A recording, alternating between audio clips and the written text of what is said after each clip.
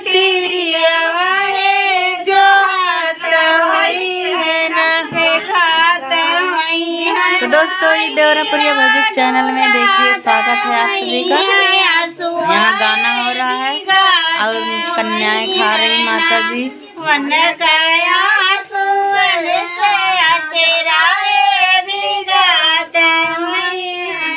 उनके आंसुअन से अचराए भिगाता होई है ना।